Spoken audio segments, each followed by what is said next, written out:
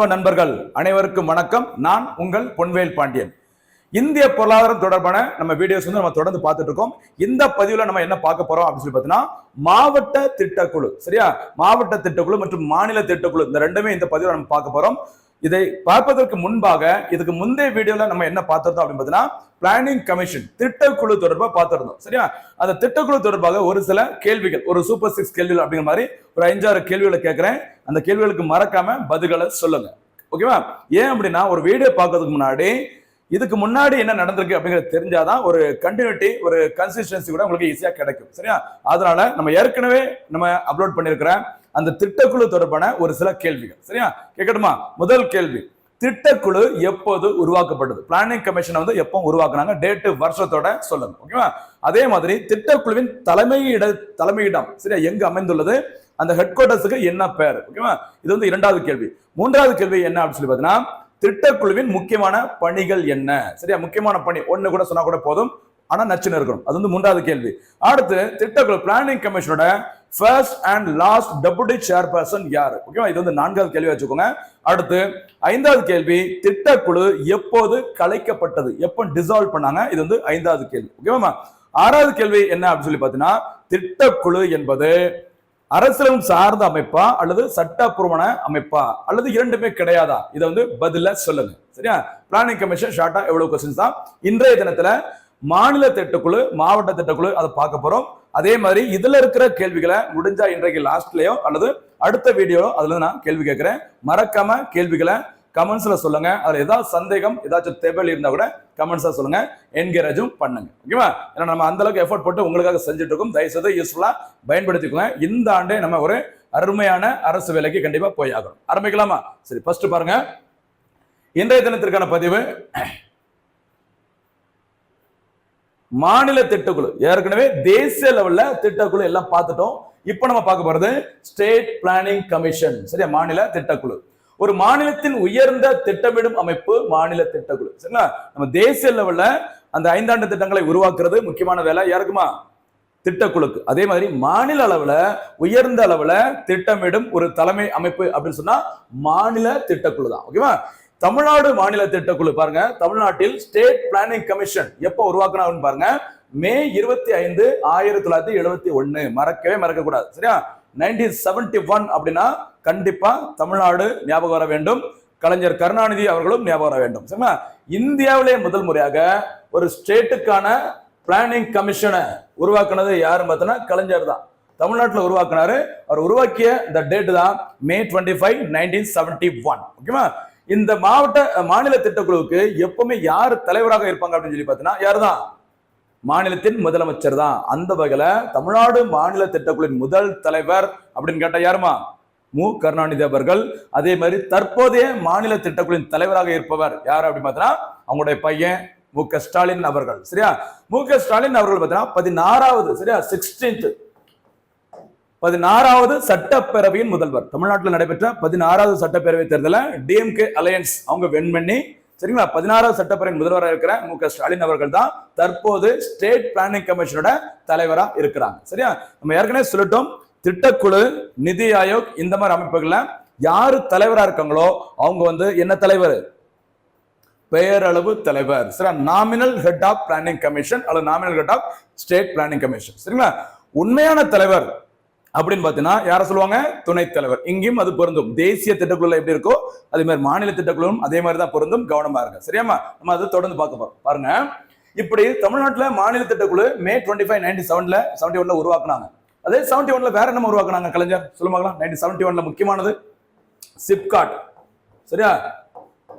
The Small Industries Promotion Corporation of India அப்படிங்கிற சிப்காட் உருவாக்கப்பட்ட 1971.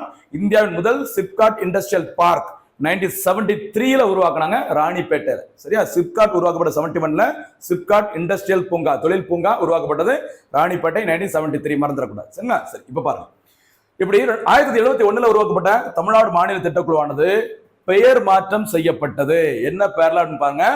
மாநில வளர்ச்சி கொள்கை குழு. மாநில வளர்ச்சி கொள்கை குழு அப்படிங்கிற பேரை மாத்திருக்கிறாங்க. எப்பன்னு பாருங்க, ஏப்ரல் 23, 2020, சரியா.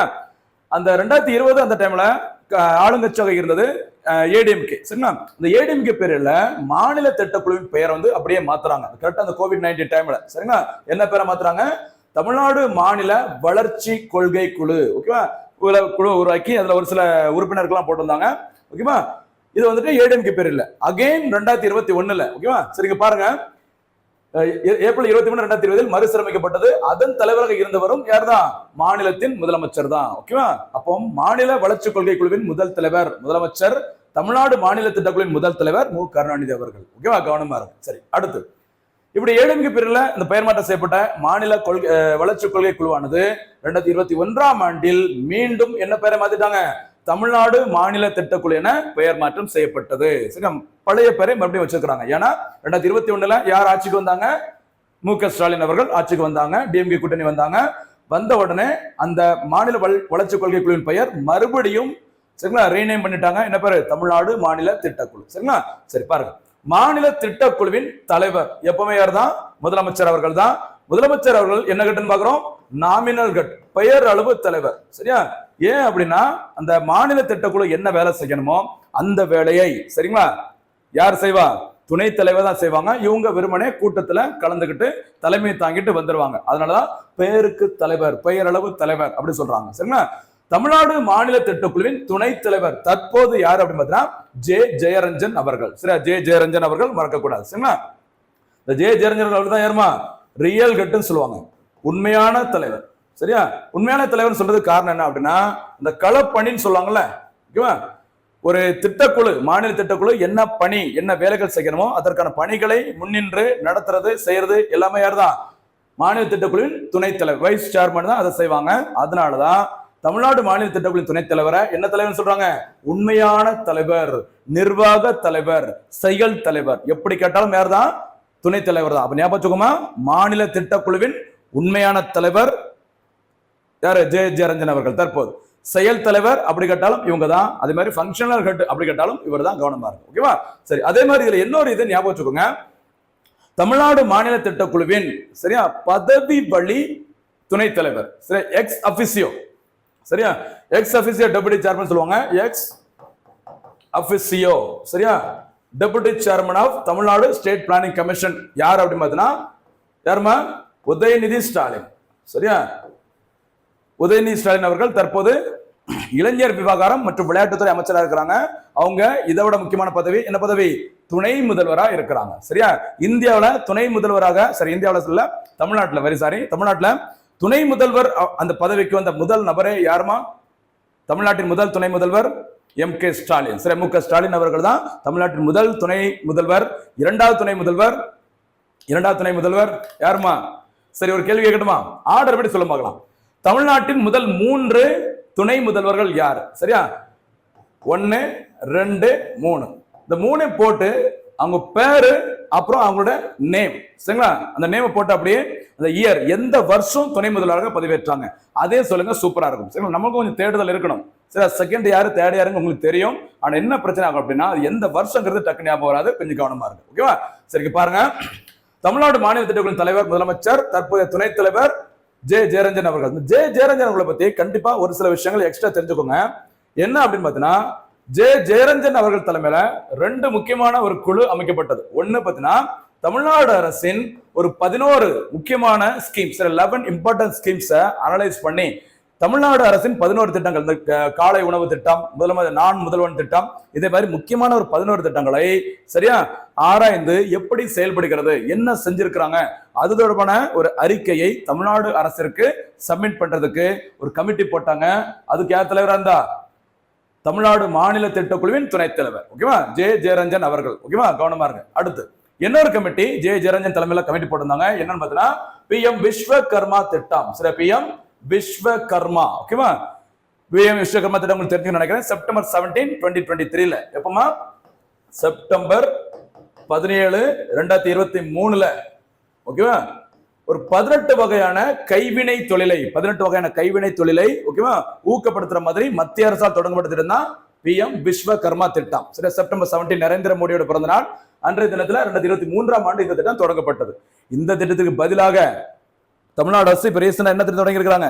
ஏப்ரல் 21ஆம் தேதி கலைஞர் கைவினை திட்டம் அப்படிங்கிற பேரை தொடங்கி இருக்காங்க. இதை பத்தி நம்ம போக போக பார்க்கலாம். சரிங்களா?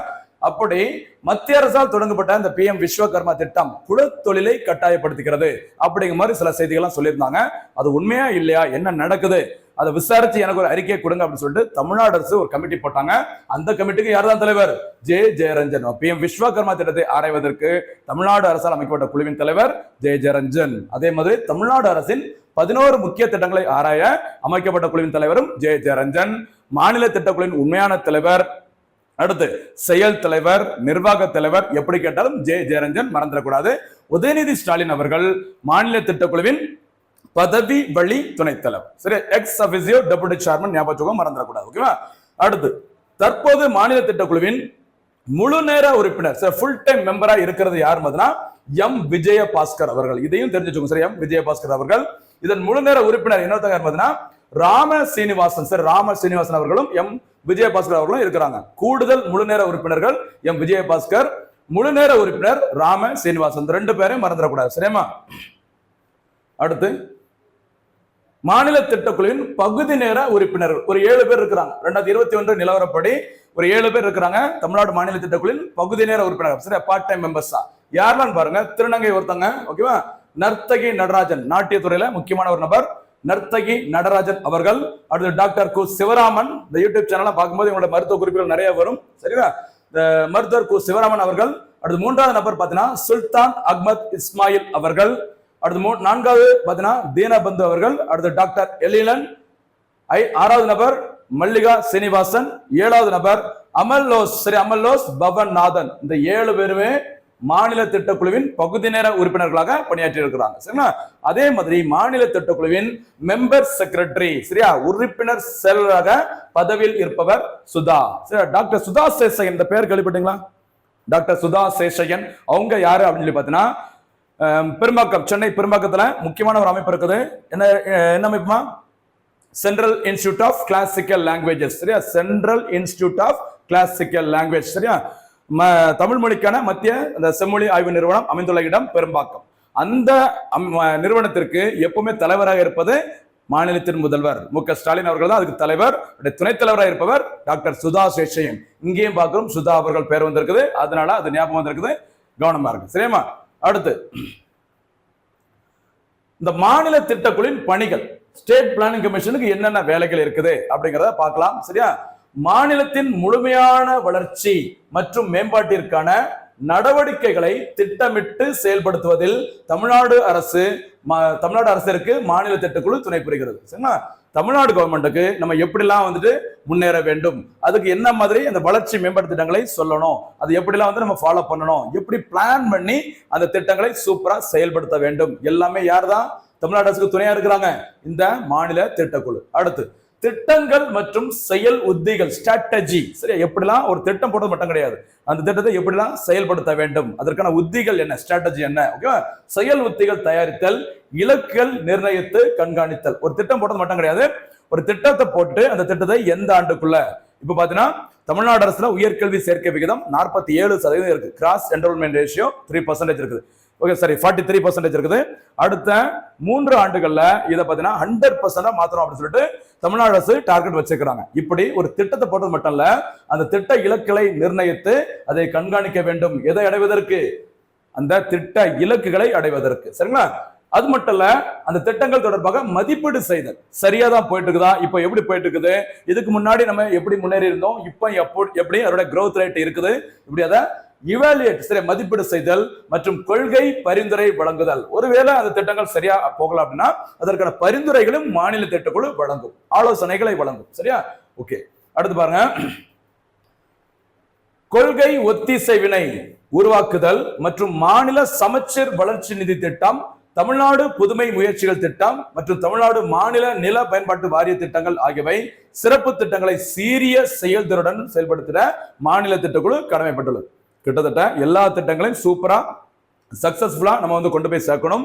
அதே மாதிரி எல்லாரும் ஒத்திசைவோடு ஒருங்கிணைந்து அந்த திட்டத்திற்கான இலக்குகள் எல்லாமே சூப்பரா பண்ணி நம்ம மேம்பாடு அடைய வேண்டும். இது எல்லாமே யாருடைய பணிகளா தான் இருக்குது? மாநில திட்டக்குழுவின் முக்கியமான பணிகள். ஓகேவா? அடுத்து மாநில திட்டக்குழுவின் செயல்பாடுகள். ஓகேவா? என்னெல்லாம் பண்றாங்க அப்படின்னு சொல்லி பாருங்க. ஒண்ணு, மாநில பொருளாதார வளர்ச்சி குறியீடுகளை கண்காணித்தல். சரியா, நம்ம எதுலாம் எந்த அளவுக்கு டெவலப் ஆயிட்டு இருக்கோம், அதற்கான இண்டெக்ஸ் எப்படி இருக்குது, தரவரிசை எப்படி இருக்குது, நம்ம இப்போ இதுக்கு முன்னாடி எந்த மாதிரி ஒரு கண்டிஷன்ல இருந்தோம், இப்போ எப்படி நம்ம முன்னேறி இருக்கோம், இது எல்லாமே யார் தான் கண்காணிக்கிறாங்க?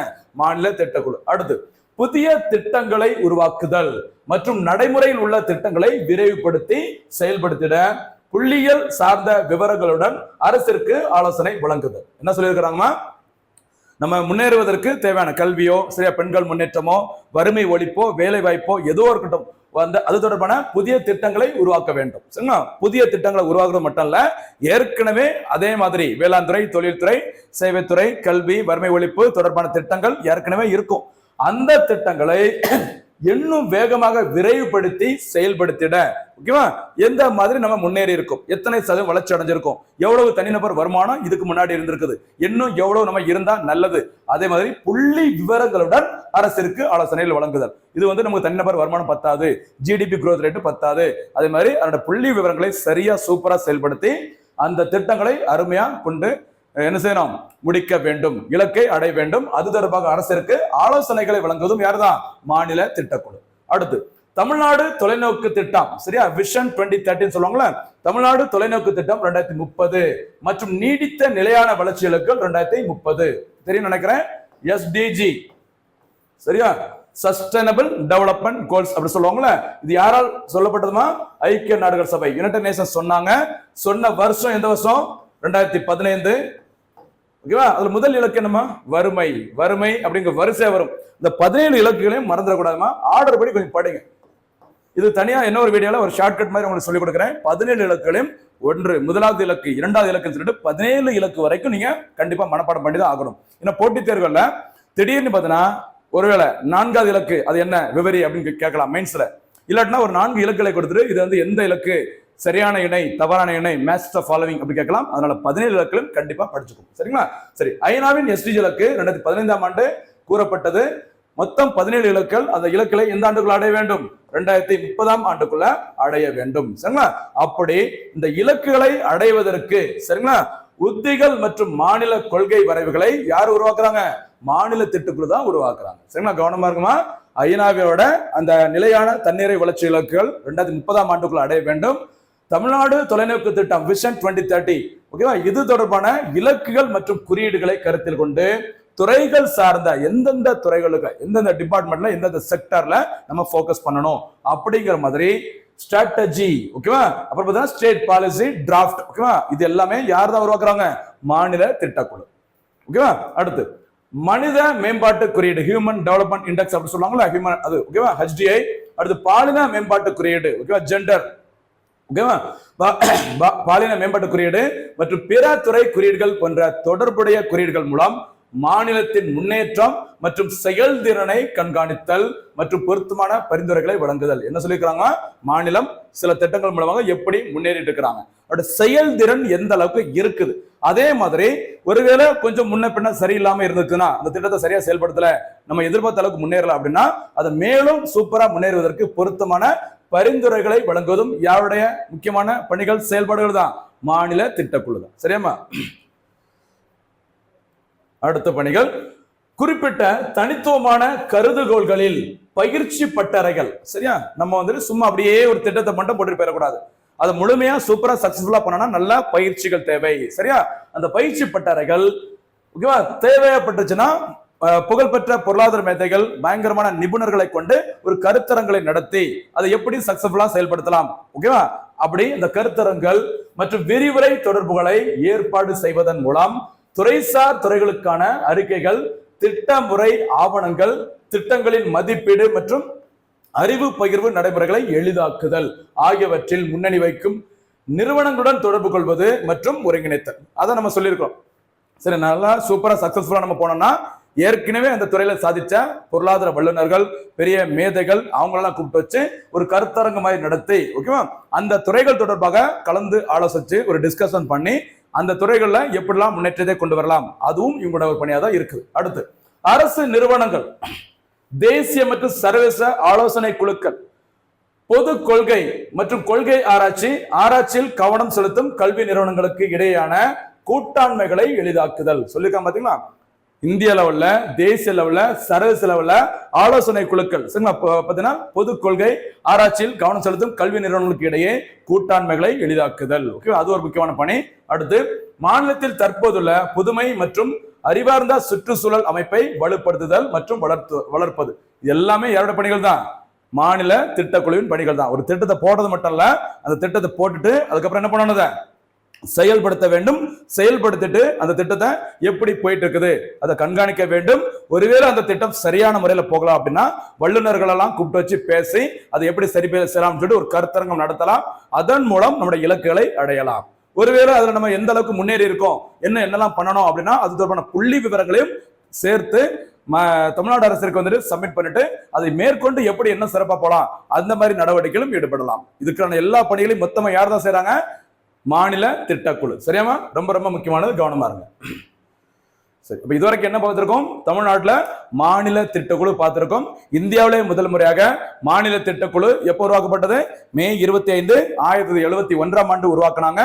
உருவாக்கும் போது தமிழ்நாட்டின் முதல்வராக இருந்தவர் யாருமா? கலைஞர் அவர்கள். மாநில திட்டக்குழு சரிங்களா, அதுல உண்மையான தலைவர் என்று அழைக்கப்பட்ட நபர் துணைத் தலைவர். தற்போதைய மாநில திட்டக்குழுவின் தலைவர் மு.க. ஸ்டாலின் அவர்கள். தற்போது மாநில திட்டக்குழுவின் உண்மையான செயல் தலைவர், நிர்வாக தலைவர் எப்படி கேட்டாலும் ஜெயரஞ்சன் அவர்கள். பதவி வழி துணைத் தலைவர் எக்ஸ் அபிசியல் டெபுட்டி சேர்மன் கேட்டா உதயநிதி ஸ்டாலின் அவர்கள். சரிங்களா, இது நீங்க சாதாரணமா தெரிய வேண்டியது. இது தவிர அவருடைய பணிகள் என்ன அப்படிங்கிற மாதிரி நம்ம பார்த்திருக்கோம். கொஞ்சம் கவனமா இருங்க. அவருடைய பகுதி நேர உறுப்பினர்கள், கூடுதல் முழு நேர உறுப்பினர் யாரு, முழு நேர உறுப்பினர் யாரு, அதையும் நம்ம ஏற்கனவே பார்த்திருக்கோம். கவனமா இருக்கணும். எல்லாமே ரொம்ப ரொம்ப முக்கியமானது. சரிங்களா? ஓகே, அடுத்ததாக நம்ம ஏற்கனவே மாநில திட்டக்குழு முடிச்சாச்சு.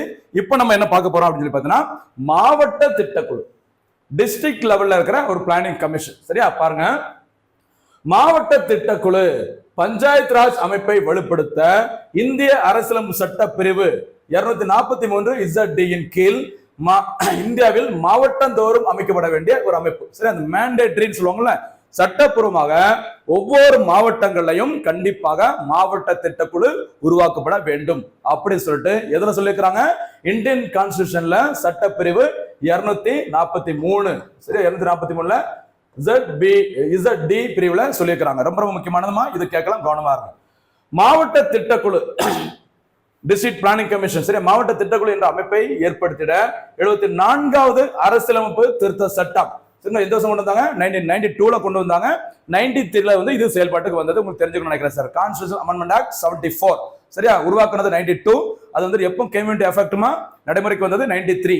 இதன்படி சரியா இந்த சட்டம் தான் மாவட்ட திட்டக்குழு என்ற அமைப்பை ஏற்படுத்திட வழிவகை செய்தது. இதையும் கேட்கலாம், கவனமா இருங்க. மாவட்டத்தோறும் அமைக்கப்பட வேண்டிய ஒரு அமைப்பு அப்படின்னு சொல்லி எதுல சொல்லிக்கிறாங்க? 243 ZD. அதே மாதிரி மாவட்ட திட்டக்குழு என்ற அமைப்பை ஏற்படுத்திட எந்த அரசியலமைப்பு சட்டத்திட்டம் வழிவகை செய்தது? 74வது அரசியலமைப்பு திருத்த சட்டம். எந்த வருஷம்? 1992. அது நடைமுறைக்கு வந்தது 1993. சரிங்களா? சரி, அடுத்ததாக 74வது அரசியலமைப்பு திருத்த சட்டம் நகராட்சிகள் எனப்படும் நகர்ப்புற உள்ளாட்சி அமைப்புகளை அரசியலமைப்பு மயமாக்குவதற்காக நிறைவேற்றப்பட்டது. இதுவும் ஒரு முக்கியமான பாயிண்ட், கவனமா இருங்க. அடுத்து, தமிழ்நாட்டில் சென்னையை தவிர 37 மாவட்டங்களில் மாவட்ட திட்டக்குழு செயல்படுகிறது. சரிங்களா? ரொம்ப ரொம்ப முக்கியமான பாயிண்ட். எந்த மாவட்டத்தில் மட்டும் கிடையாது, சென்னையை தவிர 37 மாவட்டங்களில் மாவட்ட அளவிலான திட்டக்குழு செயல்படுத்தப்பட்டு வருகிறது. ஓகேவா? சரி, அடுத்து முக்கியமான ஒரு பகுதி இங்க பாருங்க. மாவட்ட திட்டக்குழுவின் தலைவராக இருப்பவர் யார் அப்படின்னு பார்த்தீங்கன்னா ஊராட்சி மன்ற தலைவர். இந்த யூனியன் பஞ்சாயத்து சேர்மன் இருக்காருல்ல, அவர் தான் மாவட்ட திட்டக்குழுவின் தலைவராக இருப்பார். என்ன தலைவர்? பேரளவு தலைவர், பேருக்கு தலைவர். சரிங்களா? நாமினல் கட்டு. அடுத்து, மாவட்ட திட்டக்குழுவின் துணைத் தலைவர் யார் அப்படின்னு பார்த்தீங்கன்னா துணைத் தலைவர். சரியா? யார் பார்த்தீங்கன்னா மாவட்ட ஆட்சியர். ஓகேவா? அந்த மாவட்டத்தின் கலெக்டர் யாரோ அவர்கள் தான் மாவட்ட திட்டக்குழுவின் துணைத் தலைவராக, உண்மையான தலைவராக, நிர்வாக தலைவராக, சரியா, செயல் தலைவராக இருப்பாங்க. கவனமா இருங்க. ஓகேவா? அடுத்து, மாவட்ட திட்டக்குழுவின் அலுவலகம் மாவட்ட ஆட்சியர் அலுவலகத்தில் செயல்படும். சரிங்களா? இப்ப நமக்கு பார்த்தீங்கன்னா தலைமைச் செயலகம் அங்க எங்கெல்லாம் ஆபீசர்ல, அதே மாதிரி அந்தந்த மாவட்ட திட்டக்குழுவின் அலுவலகம் எங்க இருக்கும் அப்படின்னு பார்த்தீங்கன்னா மாவட்ட ஆட்சியர் அலுவலகத்தில் செயல்படும். சரிங்களா? ஆனா தலைவர் யாரு? Union panchayat chairman. சரியா? ஊராட்சி மன்ற தலைவர் அவர்கள் தான் மாவட்ட திட்டக்குழுவிற்கு தலைவராக இருப்பாங்க.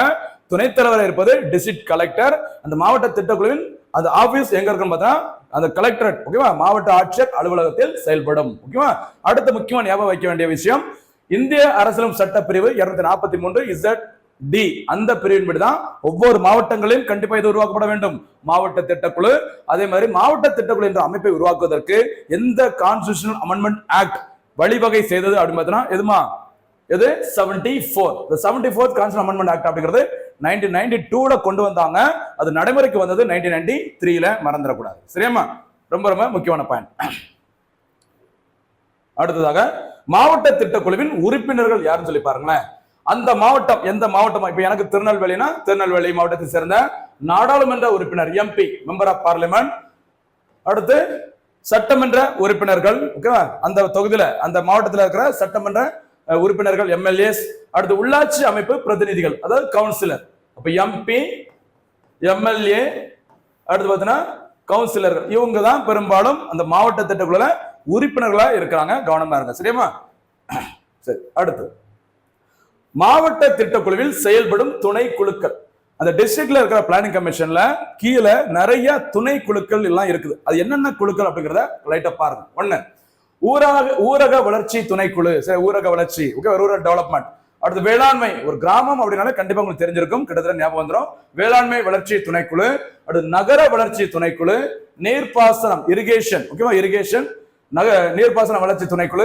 அடுத்து பட்டியல் சமூகத்தினர், இதர பிற்படுத்தப்பட்ட வகுப்பினர், பொருளாதாரத்தில் நலிவடைந்தோர், ஓகேவா, எக்கனாமிக்கலி வீக்கர் செக்ஷன் சொல்லுவாங்கல்ல, பொருளாதாரத்தில் நலிவடைந்தோர், மகளிர் மற்றும் குழந்தைகளுக்கான வளர்ச்சி துணைக்குழு, வேலை வாய்ப்பை பெருக்குதல் மற்றும் கிடைப்பதற்கான துணைக்குழு, பொது சுகாதாரம் மற்றும் குடும்ப நல துணைக்குழு, கல்வி வளர்ச்சிக்கான துணைக்குழு, அடுத்து குடிநீர் வழங்கல், சாலை மற்றும் போக்குவரத்து துணைக்குழு, சட்டமன்ற உறுப்பினர்கள், நாடாளுமன்ற உறுப்பினர்களின் தொகுதி வளர்ச்சி நிலையை கண்காணிக்கும் குழு.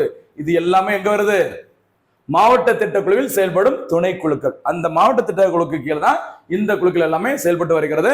அவங்க என்ன செய்றாங்க அப்படிங்கறத மாவட்ட திட்டக்குழு கண்காணிக்கும். யார் தலைமையிலான மாவட்ட திட்டக்குழு? யூனியன் பஞ்சாயத்து சேர்மன், சரி, ஊராட்சி ஒன்றிய அந்த தலைவர், அவர் தான் தலைவராக இருப்பாங்க. ஆனா துணைத் தலைவர் யாரு? மாவட்ட ஆட்சியர். உண்மையான தலைவர் அவர் தான். கவனமா இருங்க. சரியாமா? இனிமே அடுத்த வீடியோல நம்ம என்ன பார்க்க போறோம் அப்படின்னு பார்த்தீங்கன்னா தேசிய வளர்ச்சி குழு, என்டிசி.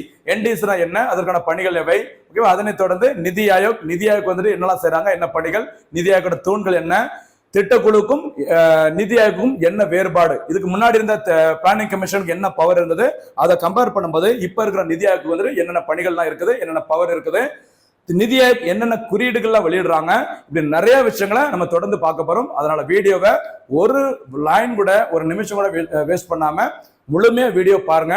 எந்த ஒரு பதிவையும் விட்டுறாதீங்க. ஏன்னா ஏதாச்சும் ஒன்று கனெக்ட் ஒரு வீடியோ வந்து உங்களுக்கு வந்து கட் ஆச்சுன்னா கண்டிப்பா ஏதோ ஒரு செயின், அந்த கனெக்ஷன் வந்து கட் ஆகும். அதுதான் சொல்றேன், எந்த வீடியோ விடாம முழுசா பாருங்க. அப்பப்போ இடையில கேட்கிற கேள்விகளுக்கு மறக்காம பதில்களை சொல்லி சீக்கிரமா தேர்வில் வெற்றி பெறுங்கள். மீண்டும் சந்திக்கலாம். நன்றி, வணக்கம்.